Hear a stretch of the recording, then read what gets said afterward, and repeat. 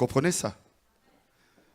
Je sais que c'est bon. Même qu'elle n'est pas devant moi, même que j'en mange pas, même que j'en ai pas en dessous de mes yeux, le chocolat, ça reste bon pour moi. Ça doit être comme ça, si je peux me permettre de dire, par rapport à Dieu. Même quand on a l'impression que Dieu n'agit pas, on a l'impression que Dieu ne nous écoute pas, on a l'impression que Dieu nous laisse dans la situation que nous sommes, rappelons-nous et rassurons-nous que Dieu reste bon. Amen. Ça, c'est la foi. La foi en l'Éternel. Je voudrais donner la bienvenue à chacun d'entre vous ce matin. Je suis heureux de vous accueillir dans l'église d'Andenne. Pour certains d'entre vous, c'est la toute première fois que vous venez. Pour d'autres, c'est les premières fois que vous venez dans l'église. Soyez les bienvenus, que le Seigneur vraiment vous bénisse avec nous ce matin, vous parle, vous accorde de comprendre la volonté de Dieu pour votre vie. C'est un privilège. La Bible nous dit que nous sommes les amis de Dieu parce qu'il nous a révélé son plan de salut. Nous ne sommes plus des étrangers, nous ne sommes plus des ignorants, mais nous sommes ceux qui ont compris le plan de salut de Dieu. C'est une grâce. Et si ce matin, quelques-uns ou quelqu'un au milieu de nous n'ont pas encore compris le plan de salut de Dieu, demandez-le. Dites, Seigneur, révèle-moi. Révèle-moi, fais-moi comprendre ce plan. Comme celui qui construit la maison, le maçon, et qui est là et qu'il a en face de lui un plan. Quand il regarde le plan, il sait où il doit commencer, il sait par les étapes qu'il doit faire et déjà il voit la maison terminée parce qu'il sait lire le plan. La même chose pour chacun d'entre nous. Quand Dieu vient et révèle son plan dans notre vie, alors oui, on comprend les différentes étapes de la grâce, on comprend ce qu'on doit faire et déjà nous voyons dans l'éternité, dans cette vie éternelle avec le Seigneur. Parce que nous avons compris le plan de salut pour notre vie. Ce matin, ce n'est pas ça le thème de la prédication. C'est tout autre chose. Mais ça fait partie des messages, des enseignements que nous devons recevoir en tant que chrétiens, en tant qu'enfants de Dieu. Comme vous le savez, ce mois-ci, le mois de mars, c'est le mois de la charité, c'est-à-dire que c'est le mois où nous pouvons, ensemble, contribuer avec nos offrandes pour aider ceux qui sont dans le besoin. Et vous avez un tableau dans le fond de la salle depuis quelques semaines, depuis quelques dimanches, qui vous montre les œuvres que nous soutenons ici à Andenne, avec l'église d'Andenne, et les besoins qu'il y a aussi à l'intérieur de l'église et autour de nous ici dans la ville d'Andenne. Et nous voulons être ces chrétiens qui ont compris aussi cette partie du plan de Dieu et qui ne sont pas ignorants et ne permettent pas à Dieu de nous convaincre de ce que Dieu attend de nous par rapport à nos finances, aux moyens que Dieu nous a donnés. Vous savez que je n'ai pas l'habitude de prêcher sur les finances. Je le fais très rarement, peut-être une fois par an ou 2 fois par an, peut-être. Quand des fois je ne le fais pas une fois tous les 2 ans. Mais je pense et je crois sincèrement que c'est un aspect que peut-être à cause de cela nous délaissons.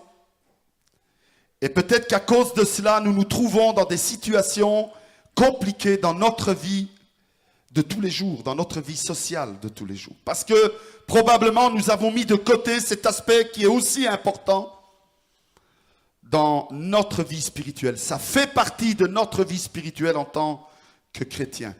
Et comme pasteur, je prêche sur l'amour, sur le pardon, sur la réconciliation avec Dieu, sur les promesses de Dieu, sur les dons et les charismes que Dieu donne à son Église, sur les ministères que chacun peut recevoir s'il se dévoue à Dieu et si Dieu appelle à son service. Eh bien, comme je vous prêche sur toutes ces choses, c'est un devoir pour moi aussi de vous prêcher ce que dit la parole de Dieu par rapport à nos finances. Parce que si je ne vous prêche pas sur ces choses, comme je ne vous prêcherai pas sur le pardon ou la réconciliation, sur l'amour, sur les dons, les charismes et les ministères, je ne vous prêcherai pas ces choses-là, vous ne le sauriez pas. Vous ne pourriez pas appliquer ces choses dans votre vie, autour de vous. Parce que tout simplement, vous venez dans une église où ces choses-là ne sont pas prêchées. Et de la même manière, c'est mon devoir en tant que pasteur de devoir vous avertir, vous expliquer ce que la parole de Dieu nous dit par rapport à nos finances. Pour cela, ce matin, on va lire plusieurs passages. Et je voudrais vous inviter à prendre votre Bible avec vous ce matin. Prenez-la dans vos mains. Si c'est un téléphone, ouvrez-le. Mais j'aimerais que vous partagiez avec moi la lecture ce matin. Le premier passage qu'on va lire se trouve dans le premier livre des Chroniques. Les Chroniques, ce sont les histoires des rois. Et là, on a un passage dans le chapitre 29, premier livre des Chroniques, chapitre 29. On a un passage qui regarde David, la prière que David va faire à l'Éternel. Et il dévoile des choses très importantes dans ce passage. Et si Dieu a permis qu'elles soient écrites dans la parole de Dieu, c'est parce que il faut que nous en prenions conscience. Nous ne pouvons pas mettre de côté ce que Dieu enseigne par rapport à toutes ces choses que Dieu nous a données. Alors d'abord, premier livre de Chroniques, chapitre 29, versets 10 à 18, dit comme ceci. David bénit l'Éternel en présence de toute l'assemblée. Et écoutez ce qu'il dit dans sa prière. Il dit, béni sois-tu d'éternité en éternité, Éternel Dieu notre Père, Israël. À toi, Éternel, la grandeur, la force et la magnificence, l'éternité et la gloire, car tout ce qui est au ciel et sur la terre t'appartient. À toi, Éternel, le règne, car tu t'élèves souverainement au-dessus de tout. C'est de toi que viennent la richesse et la gloire. C'est toi qui domines sur tout. C'est dans ta main que sont la force et la puissance. Et c'est ta main qui a le pouvoir d'agrandir. D'agrandir, écoutez bien cela. C'est ta main qui a le pouvoir d'agrandir et d'affermir toutes ces choses. C'est-à-dire, verset 12, la richesse, la gloire, la force et la puissance. C'est ta main qui a le pouvoir d'agrandir et d'affermir toutes ces choses. Maintenant, notre Dieu, nous te louons et nous célébrons ton nom glorieux. Verset 14. Car qui suis-je? Et qui est mon peuple pour que nous puissions te faire volontairement ces offrandes? Tout vient de toi. Et écoutez bien ceci. et nous recevons de ta main ce que puis après nous t'offrons. Nous sommes devant toi des étrangers, des habitants comme tous nos pères. Nos jours sur la terre sont comme l'ombre et il n'y a point d'espérance. Tôt ou tard, on meurt et on laisse tout ce qu'on a, frères et sœurs. N'espérons pas les porter avec nous dans notre tombe ou dans l'au-delà. Il n'y a aucune espérance pour cela. Verset 16. Éternel notre Dieu, c'est de ta main que viennent toutes ces richesses que nous avons préparées pour te bâtir une maison à toi, à ton saint nom. Et c'est à toi que tout appartient. Je sais, ô mon Dieu, que tu sondes le cœur et que tu aimes la droiture. Aussi, je t'ai fait toutes ces offrandes volontaires dans la droiture de mon cœur et j'ai vu maintenant avec joie ton peuple qui se trouve ici t'offrir volontairement ces dons. Éternel Dieu d'Abraham, d'Isaac et d'Israël, nos pères, maintiens à toujours dans le cœur de ton peuple ses dispositions et ses pensées et affermis son cœur en toi. C'est déjà un passage très important, n'est-ce pas? On va en lire un autre ensemble. Deutéronome, quelques livres avant le livre des Chroniques. Deutéronome, chapitre 8. On va lire ensemble 2 versets. Versets 17 et 18.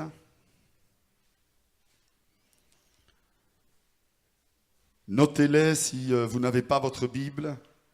Deutéronome, chapitre 8, versets 17 et 18, dit comme ceci. Garde-toi de dire en ton cœur. Dieu lit les pensées, n'est-ce pas? Garde-toi de dire en ton cœur, ma force et la puissance de ma main m'ont acquis ces richesses. Souviens-toi de l'Éternel ton Dieu, car c'est lui qui te donne la force pour les acquérir, afin de confirmer, comme il le fait aujourd'hui, son alliance qu'il a jurée à tes pères. Et enfin, un dernier verset ensemble. C'est Jésus qui parle dans l'évangile de Marc, chapitre 12, versets 13 à 17. Je vous invite à prendre ce dernier passage. Évangile de Marc, chapitre 12, versets 13 à 17, dit comme ceci. Ils envoyèrent auprès de Jésus quelques-uns des pharisiens et des hérodiens afin de le surprendre par ses propres paroles. Et ils vinrent lui dire, Maître, nous savons que tu es vrai et que tu ne t'inquiètes de personne, car tu ne regardes pas à l'apparence des hommes. Et tu enseignes la voie de Dieu selon la vérité. Écoutez la question maintenant. Est-il permis ou non de payer le tribut à César? Devons-nous payer ou ne pas payer? Jésus, connaissant leur hypocrisie, leur répondit. Pourquoi me tentez-vous? Apportez-moi un denier, afin que je le voie. Et ils en apportèrent un. Et Jésus leur demanda, de qui sont cette effigie et cette inscription? De César, lui répondirent-ils. Alors il leur dit, rendez à César ce qui est à César, et à Dieu ce qui est à Dieu. Et ils furent à son égard dans l'étonnement. Frères et sœurs, Comme je l'ai dit auparavant, ce matin, à l'occasion de ce mois de la charité, je voudrais rappeler à chacun de nous les enseignements de la parole de Dieu, afin que nous soyons, ou en tout cas, afin que chacun d'entre nous, non seulement nous soyons à la connaissance de ce que Dieu dit par rapport à toutes les choses que nous possédons dans notre vie sociale, dans notre vie familiale, mais aussi de comment nous devons gérer, si je peux utiliser ce terme, tout ce dont Dieu a mis dans notre main. Et c'est important que nous comprenions quelle est la volonté de Dieu au sujet de nos finances. Les passages que nous avons lus ensemble nous rappellent que tous les biens, tout ce que nous possédons, nous l'avons lu dans le premier passage, eh bien c'est le Seigneur qui nous le donne. Est-ce que je peux entendre un amen? Frères et sœurs, est-ce que nous sommes conscients que tout ce que nous avons, que tout ce que nous possédons, eh bien, c'est le Seigneur qui le prend de sa main, et nous l'avons lu dans le premier livre de Chroniques, c'est le Seigneur qui le prend de sa main et nous le donne. Est-ce que nous sommes conscients de cela? Vous savez, votre amen, mon amen, nous engage devant Dieu. Nous ne pouvons pas dire amen ici. Et puis lorsque nous vivons les restants de nos jours, de la semaine, de l'année, nous avons une autre attitude, une autre pensée, un autre comportement vis-à-vis de Dieu. Notre amen nous engage devant Dieu. Comme lorsque nous disons amen par rapport à la parole de Dieu, lorsqu'elle nous parle du salut, de la grâce, du pardon, de la réconciliation. Comme lorsque nous disons amen, lorsque la parole de Dieu nous parle des dons, des charismes et des ministères. Notre amen nous engage devant Dieu. Nous ne pouvons pas dire, oui, j'accepte que parce que tu me pardonnes, je pardonne.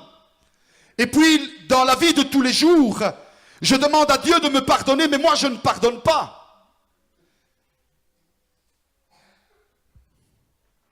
C'est identiquement la même chose par rapport à ce que Dieu nous dit par rapport à nos finances.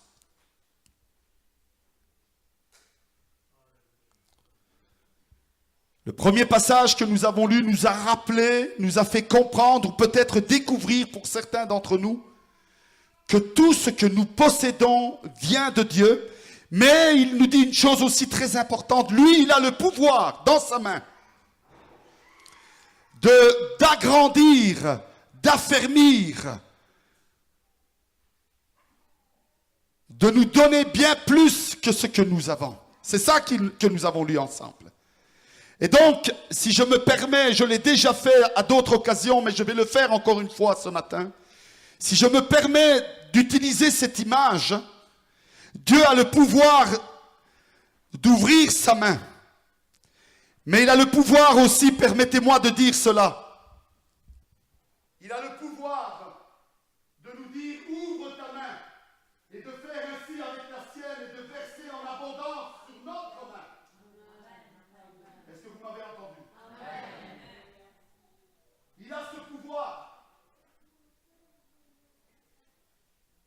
Mais s'il a le pouvoir de verser dans notre main avec abondance, il a aussi le pouvoir de fermer sa main et de ne plus rien donner. Parce qu'il est Dieu. Nous avons lu dans le deuxième passage, pour ceux qui pourraient dire, c'est le fruit de mes études, c'est le fruit de mon intelligence, c'est le fruit des heures de mon travail. C'est le temps que je dédie à tout ce que je fais qui fait qu'aujourd'hui, je possède les choses que je possède. Certains parlent comme ça, peut-être au milieu de nous aussi ce matin.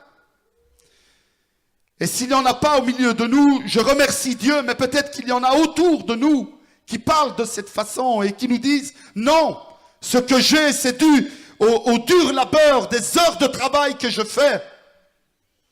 C'est dû à mes études que j'ai fait pendant des années. C'est dû à toutes les choses dans lesquelles je m'implique pour arriver à avoir ce dont j'ai. Écoutez ce que dit l'Éternel. Nous l'avons lu ensemble. Ce n'est pas ton intelligence.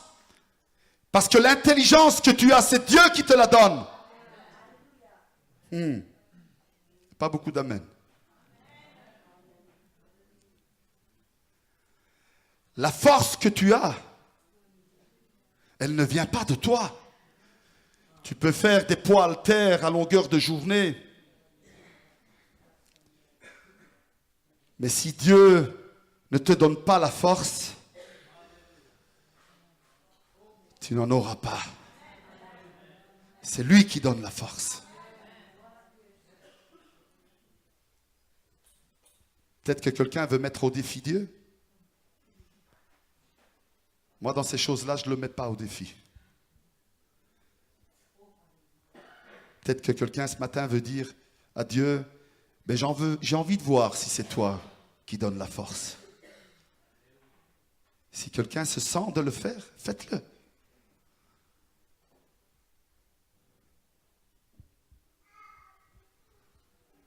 Peut-être que quelqu'un veut dire à Dieu, ce matin, je te mets au défi pour voir si c'est toi qui me donne l'intelligence ou qui l'enlève. Mettez-le au défi, si vous en avez le courage. Moi, je ne le fais pas. Pas dans ces choses-là.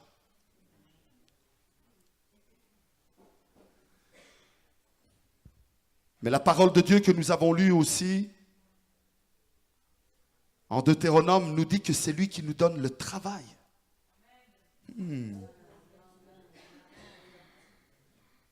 Peut-être que tu te dis, ça fait 35 ans, moi, que je travaille dans l'usine, là. Je parle de moi, hein, ça fait 35 ans que je travaille. Ça fait 35 ans, moi, je veux voir qui c'est qui va me retirer de mon travail. Je veux voir. Tu veux mettre au défi Dieu? Fais-le. Fais-le. Moi, je ne le ferai pas. Tout peut s'arrêter en un instant. Tout. C'est lui qui nous donne l'intelligence. C'est lui qui nous donne la force pour travailler. Et tu pourrais avoir l'intelligence et la force, mais ne pas avoir de travail. Et ça ne te servirait à rien.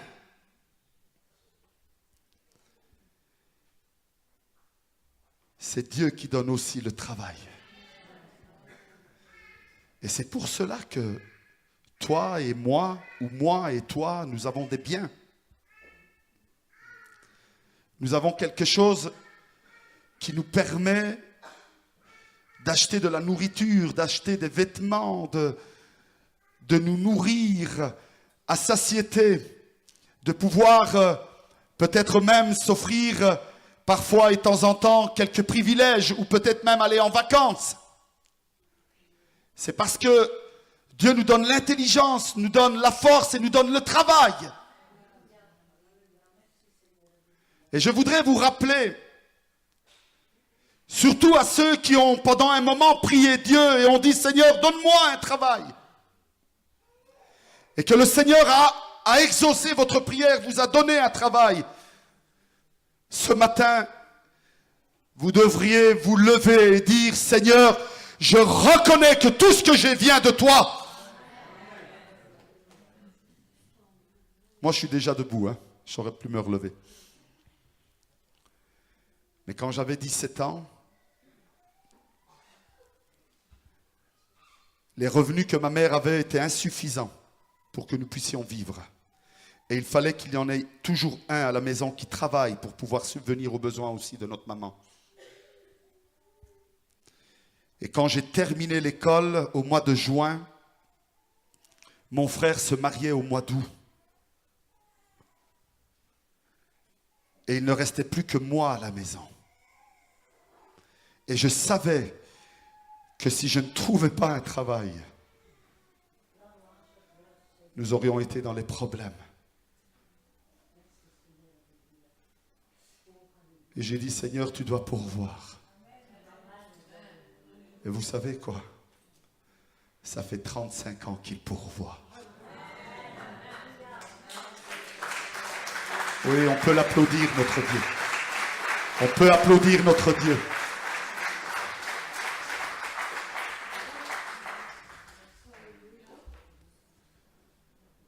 Et ni moi et ni ma mère a été dans les besoins. Et puis quand je me suis marié, c'est les 4 enfants qui avons pourvu aux besoins de notre maman. Jusqu'à ce qu'elle décède. Sans jamais manquer de rien. Et en étant toujours la tête haute. Fière d'être une maman pour ses 4 enfants. Parce que Dieu avait déjà rappelé notre Père.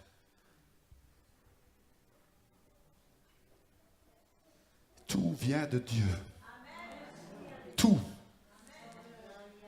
Ne défiez jamais Dieu pour ce qu'il vous a donné.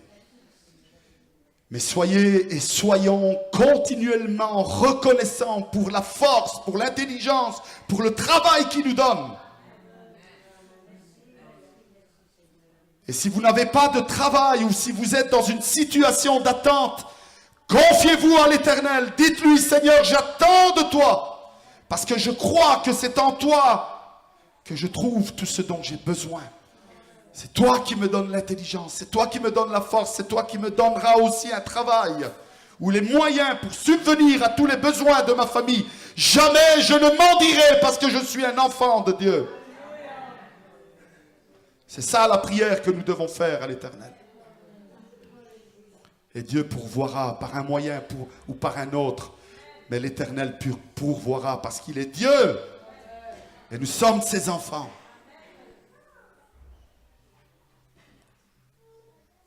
Mais nous avons lu un dernier verset ensemble. Vous savez, parfois certains disent, il n'y a plus besoin de donner à Dieu, on paye nos taxes.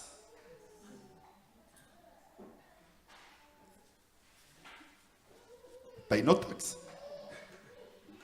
Et donc, parce que je paye mes taxes, je ne dois plus donner à Dieu. Certains vont même plus loin et disent, mais si je donne à Dieu, est-ce que je dois payer mes taxes? Essayez de mettre au défi l'État. Je ne sais pas si vous avez déjà eu vos extraits drôles de fin d'année, là. Hein? Moi, je l'ai reçu il n'y a pas très longtemps et je dois les payer.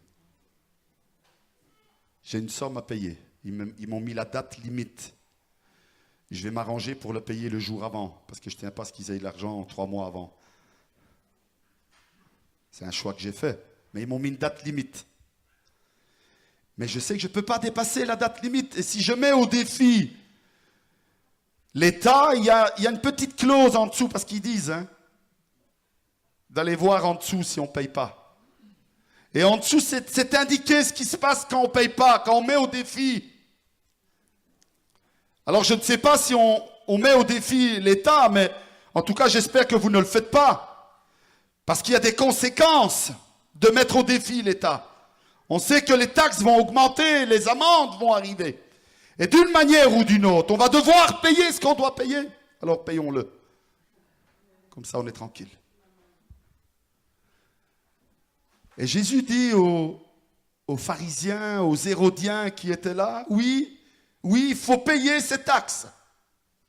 Mais il dit, attendez. S'il faut rendre à César ce qui appartient à César, n'oubliez pas qu'il faut rendre à Dieu ce qui appartient à Dieu. Mais comme ici on ne voit pas Dieu, alors...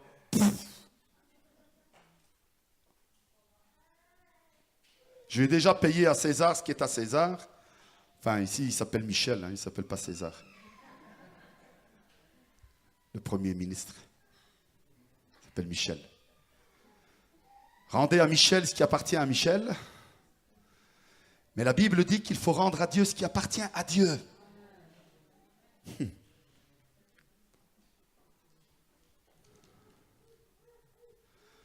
J'avais dit que je devais terminer pour 11h30 et je suis qu'à l'introduction. Je ne sais pas comment je vais faire. Brièvement, ce matin,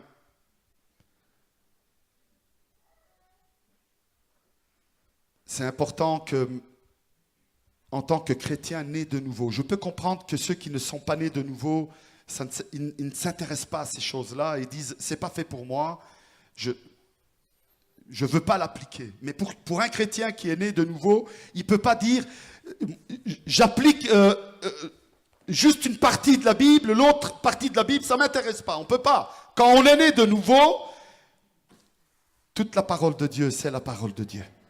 Amen. Est-ce que je peux entendre un amen? Toute la parole de Dieu.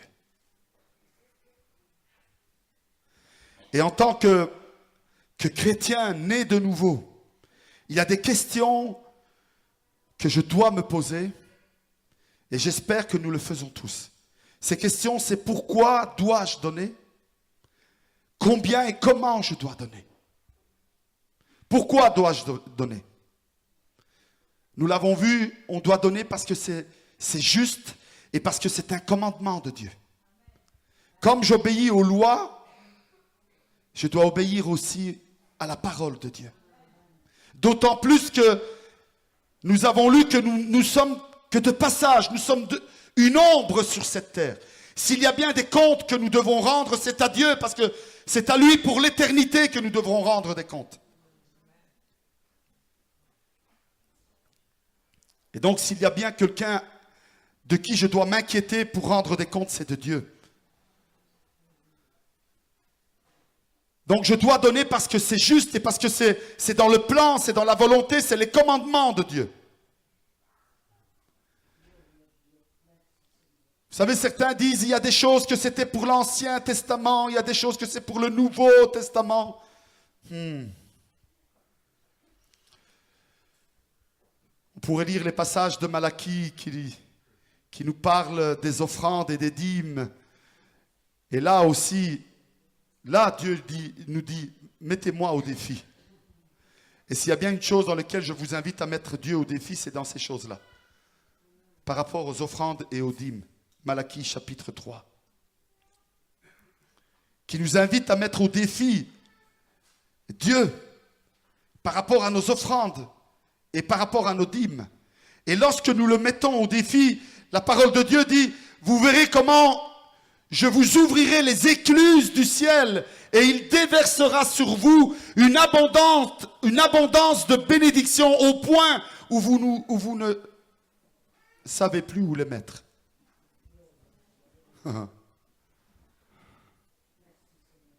Quelqu'un est en train de se dire, moi je sais où les mettre, hein, si tu ne sais pas où les mettre. Mets au défi Dieu, et si tu ne sais plus où mettre ton argent, moi je sais où, hein, t'inquiète pas. Certains disent, ça c'était l'Ancien Testament. Vous savez c'est quoi la règle du Nouveau Testament? Vous avez déjà lu chapitre 2 des Actes des Apôtres? Moi, quand je lis ça, je préfère la règle de l'Ancien Testament. Parce que la règle du Nouveau Testament, dans Actes chapitre 2, il est écrit qu'ils vendaient tout ce qu'ils avaient, tout. Tout. Je préfère enlever le chapitre 2 d'Actes des Apôtres et je m'en vais dans Malachie. Parce que là, il parle de la dîme et des offrandes. Tandis que dans Actes, ça c'est l'église primitive. Il y en a qui disent, nous devons être comme l'église primitive. Eh bien, commençons. Il faut retourner comme l'église primitive. Commençons. L'église primitive, ils vendaient tout et ils portaient tout aux pieds des apôtres. Vous vous rappelez de Anania et Zaphira? Ils ont été près des apôtres, ils lui ont dit, c'est tout ce qu'on a vendu. On n'a rien d'autre. Pierre, je pense qu'il n'a pas fait ça, mais je m'imagine, hein, mon œil. Enfin. Vous voyez la règle du Nouveau Testament? Cette règle, ça veut dire quoi? C'est qu'on doit tout vendre? Non, non. C'est que nous devons donner, et on verra à la conclusion de comment nous devons donner, à la conclusion de cette pensée. Mais nous ne pouvons pas dire la règle de l'Ancien Testament, elle n'est plus bonne, alors j'applique la règle du Nouveau Testament. Non, non, non, non. il y a une règle bien précise et nous la lirons ensemble. Et c'est celle-là que nous devons appliquer. C'est celle-là et nous le verrons ensemble. Certains disent, mais combien je dois donner? Là encore, nous le verrons ensemble. Mais je vais juste vous donner un exemple. Vous vous imaginez? Vous savez, il y en a, ils disent, je donne à Dieu s'il me reste quelque chose. S'il me reste rien, je donne rien. Vous vous imaginez si vous invitez une famille, je crois que je vous l'ai déjà dit ça, si vous invitez une famille à dîner à la maison et puis vous mettez sur la table et vous leur dites, c'est tous les restants du mois. Tout est là. Allez-y. Vous imaginez les gens quand ils vont voir tout. Oui, ça c'est d'il y a 4 semaines. Là. C'est un peu, il y a un peu de verre dessus, mais si tu grattes, t'enlèves 1 centimètre en dessous, c'est corbon, quoi. T'inquiète pas. Mais c'est tout ce qui reste du mois et voilà, je te le donne. Cette personne, elle va faire un petit tri et puis à la fin, quand elle aura fini, elle va dire, oh, je suis rempli, c'est bon.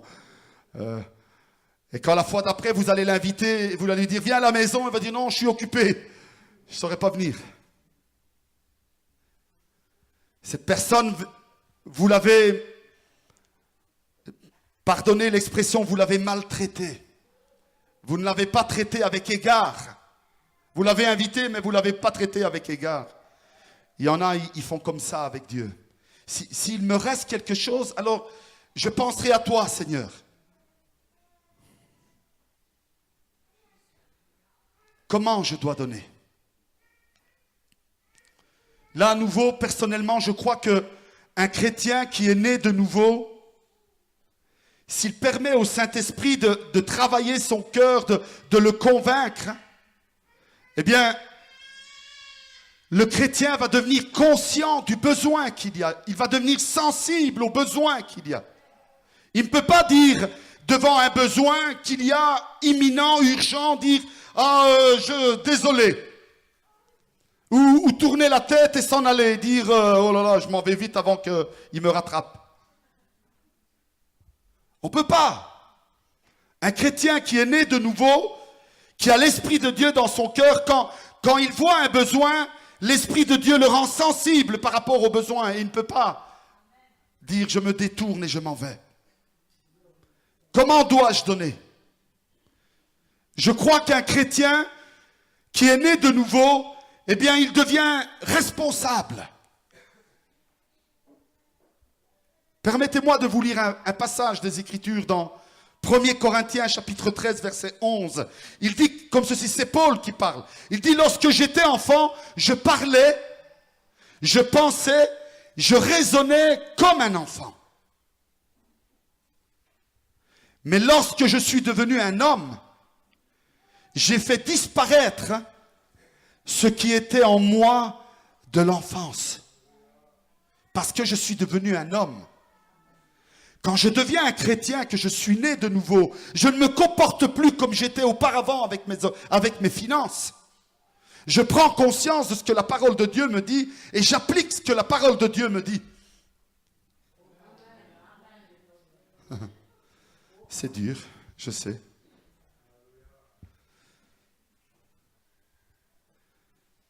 Comment dois-je donner?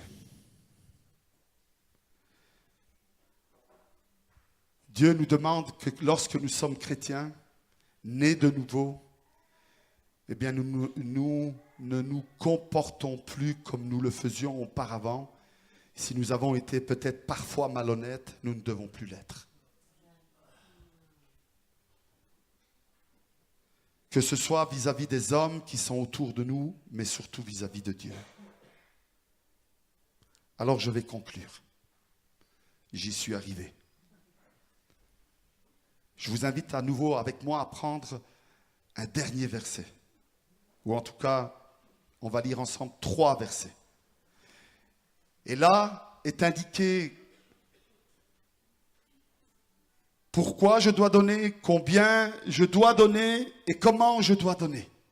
On va lire ensemble dans 2 Corinthiens.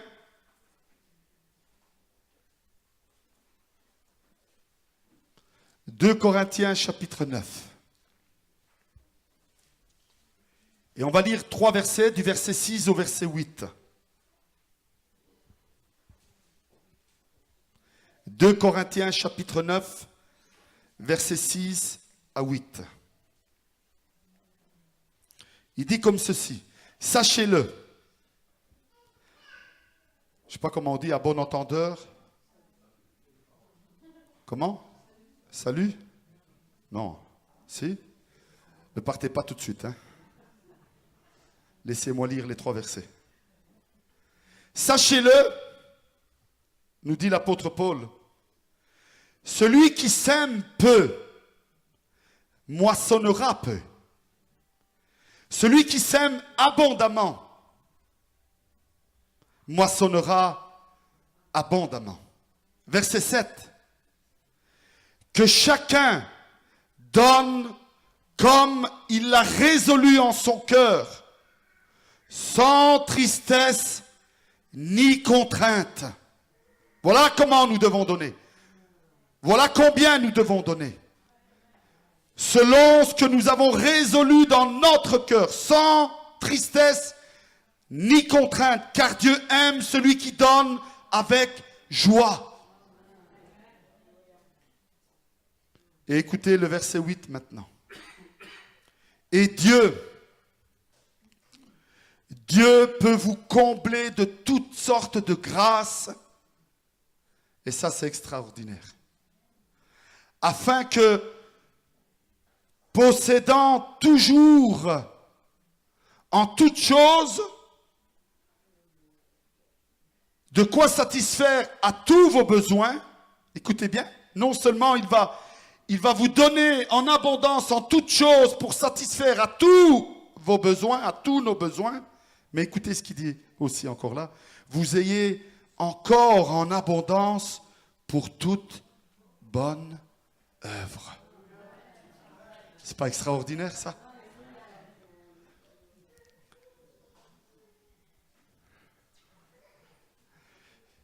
Est-ce qu'il y a besoin d'autres passages? Est-ce que la parole de Dieu n'est pas claire?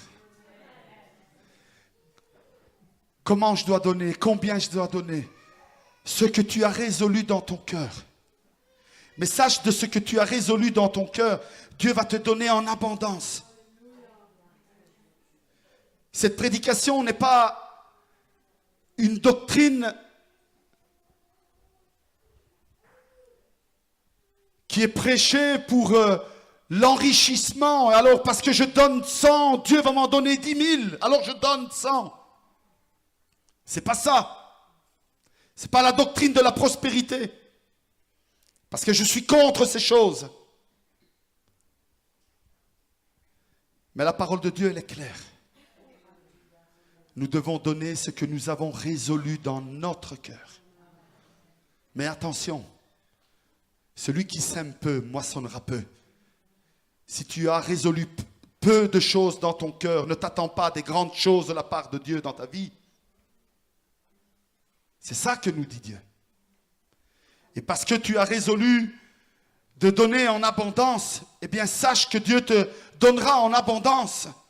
Tu moissonneras en abondance. Et pendant que Dieu pourvoit à tous tes besoins en abondance, la parole de Dieu dit qu'il va te donner tellement de choses en abondance que tu vas pouvoir aider les autres en abondance. Est-ce que nous sommes prêts à croire à la parole de Dieu? Frères et sœurs, cette parole doit nous accompagner chaque jour de notre vie. Je ne peux pas me comporter comme un enfant avec l'argent que Dieu me permet d'avoir. Et je vois une télévision comme le mur là. Je dois agrandir le salon parce que je ne sais pas la mettre. Alors je fais des travaux pour agrandir le salon, pour mettre la grande TV. Je ne peux pas me comporter comme un enfant. Parce que je sais les besoins qu'il y a, je sais mon devoir en tant que chrétien, je sais ce que je dois faire en tant que chrétien né de nouveau. Et je ne peux pas, parce que j'ai agrandi le salon pour mettre la grande télé qui fait comme le mur, arriver à la fin du mois dire j'ai pas les moyens. Je ne peux pas.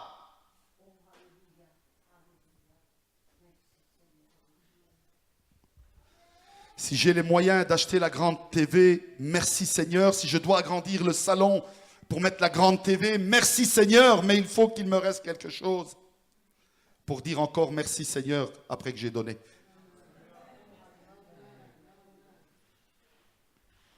Amen. Bon.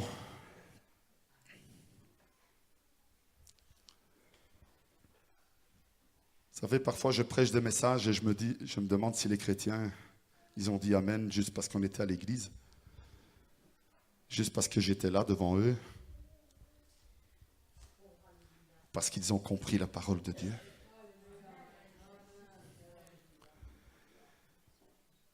Mais je sais que certains d'entre vous, vous pouvez témoigner de ce que je viens de prêcher. Je sais que vous pouvez le témoigner. En bien des choses. Et je veux encourager ceux qui peut-être n'ont pas cette confiance. Prenez confiance en Dieu. Dieu va vous donner ce que vous avez besoin parce que vous avez résolu dans votre cœur d'obéir à sa parole. Et Dieu sait lire dans les cœurs. Hein. Il n'écoute pas simplement les paroles qu'on dit, mais quand nous disons des paroles, il sait si ça vient de notre cœur ou simplement d'un plan que nous avons dans notre intelligence. Et si ça vient de notre cœur, quelle joie. Quelle joie d'avoir de l'abondance pour pouvoir donner à ceux qui n'ont pas. Vous vous imaginez ça? Cette église qui a compris cette parole, comme les autres paroles. Vous vous rappelez du message du début de l'année? Nous allons travailler à notre salut. Nous ne voulons plus que cette année soit la même que les autres. Nous voulons voir une différence. Mettons Dieu au défi cette année. Pour notre vie spirituelle, pour nos maladies, pour nos problèmes de couple, de famille. Mettons Dieu au défi. Et disons-lui, Seigneur, accomplis ta parole dans ma vie. Mettons Dieu au défi dans nos finances. Et disons-lui, Seigneur, accomplis ta parole dans ma vie. Amen. Je voudrais vous inviter à vous lever. On va prier ensemble, Seigneur.